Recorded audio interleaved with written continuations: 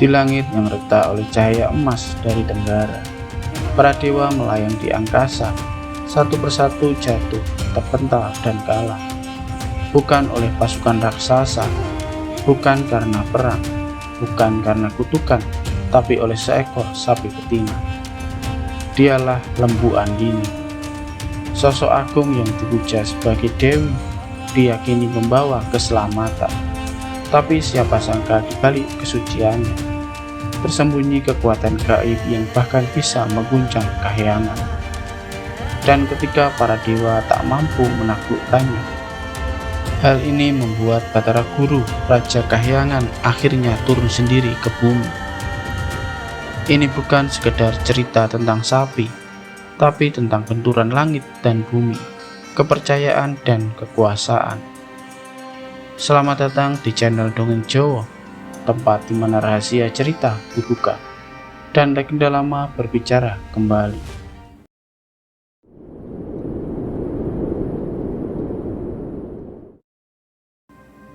Di Kahyangan Tengguru, pusat segala kemuliaan para dewa, Batara Guru menerima tamu istimewa. Bukan sembarang tamu, mereka adalah para putra Batara Ismaya, sang kakak yang tengah bertapa di alam Sunyaruri. Sesuai pesan terakhir sebelum meninggalkan dunia Kahyangan, Batara Ismaya memerintahkan putra-putranya untuk mengabdi kepada adiknya, Batara Guru. Satu persatu para dewa muda datang menyembah Batara Wungkuam, Batara Siwah, Batara Wrihaspati, Batara Yamadipati, Batara Surya, Batara Chandra, Batara Kuwera, Batara Temburu, hingga Batara Kamajaya. Mereka bersujud dalam takjil, siap menerima tugas apapun dari sang penguasa Kahyangan. Batara Guru menyambut mereka dengan penuh wibawa dan kasih sayang. Di hadapan mereka ia menceritakan sebuah fenomena aneh yang mengusik keseimbangan langit dan bumi.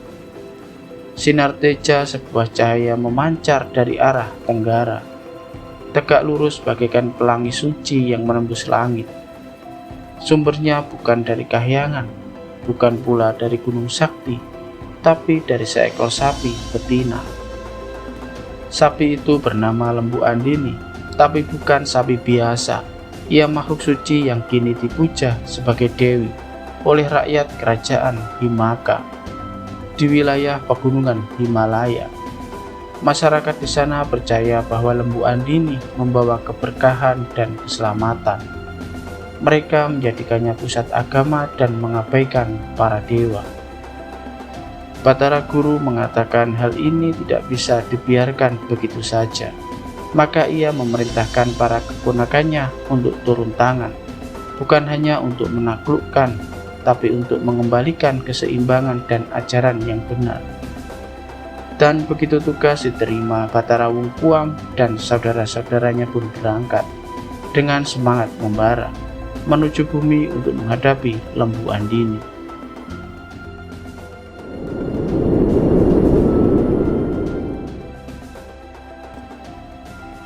Di balik kemegahan kerajaan Himaka berdiri sosok yang dipuja lebih dari raja sendiri.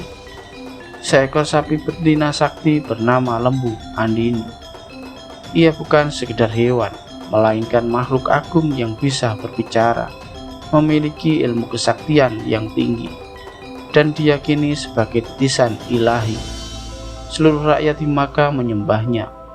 Raja mereka Prabu Jabaran dan panglimanya Patih Parasdia adalah pengikut setia Lembu Andini.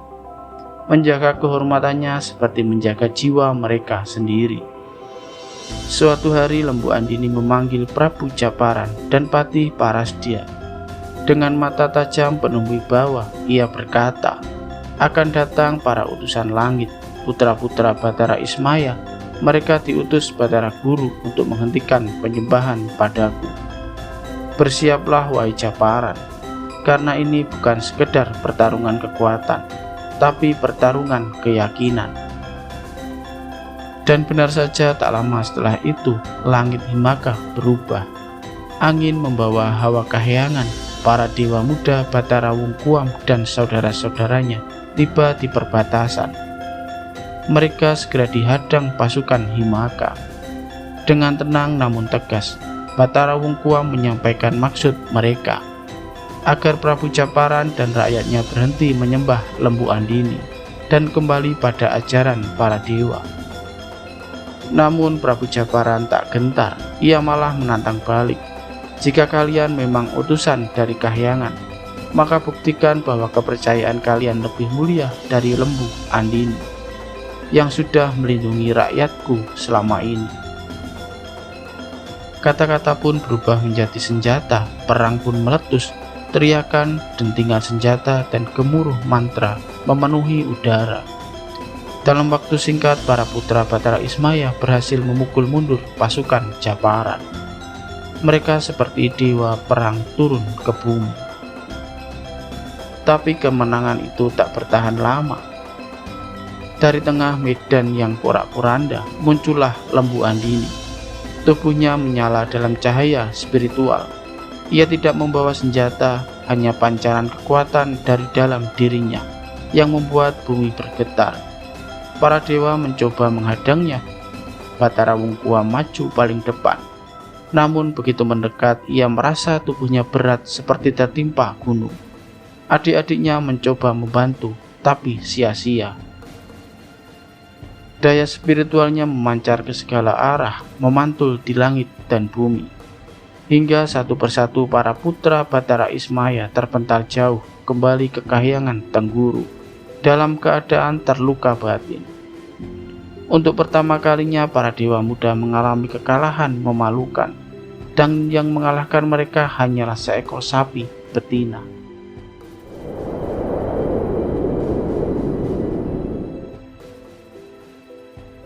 Kekalahan para dewa muda di tangan seekor sapi betina tentu bukan perkara biasa. Di Kahyangan Tengguru, Batara Guru mendengar kabar itu dengan penuh perhatian.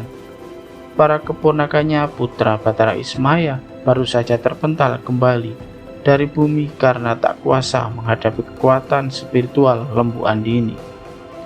Tanpa banyak bicara, Batara Guru memutuskan untuk turun tangan sendiri. Langit bergemuruh ketika Batara Guru turun ke bumi. Lembu Andini sudah menantinya di tengah hutan suci kerajaan Himaka, dikelilingi aura cahaya dan kesunyian yang mencekam. Tak ada perang terbuka kali ini. Yang terjadi adalah pertarungan nalar dan pengetahuan.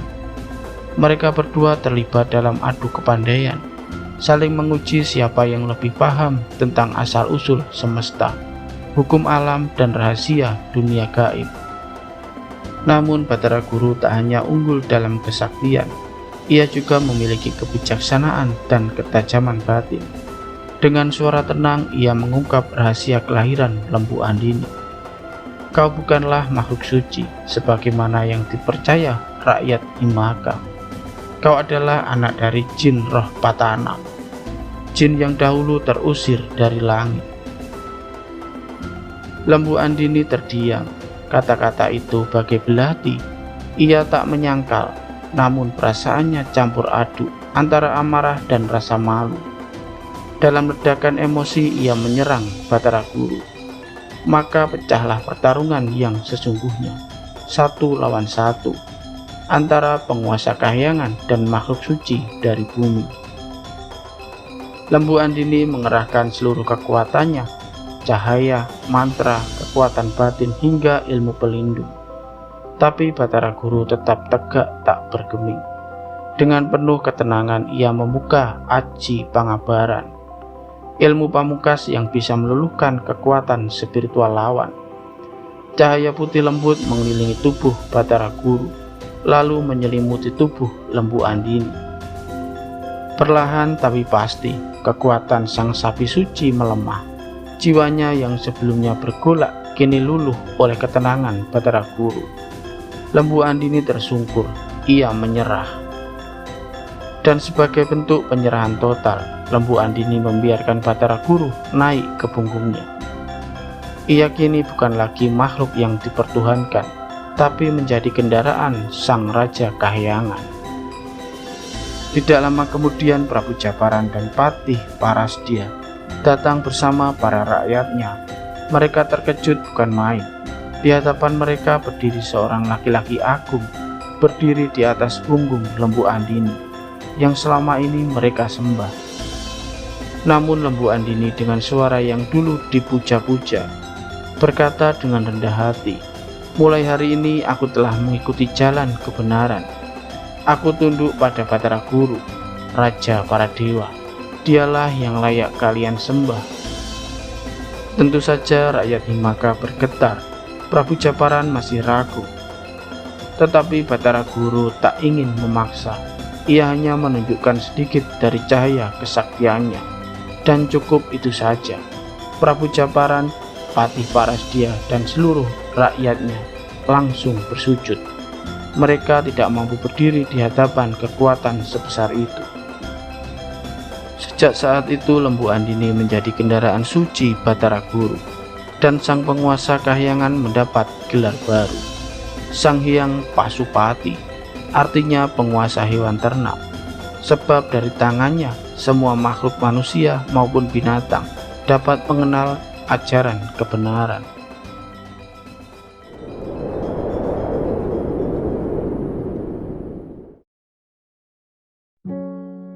Dulu sebelum Batara Guru naik tahta, agama dewa adalah ajaran rahasia. Hanya kalangan tertentu yang mengenalnya, para makhluk halus seperti dewa, jin, dan siluman.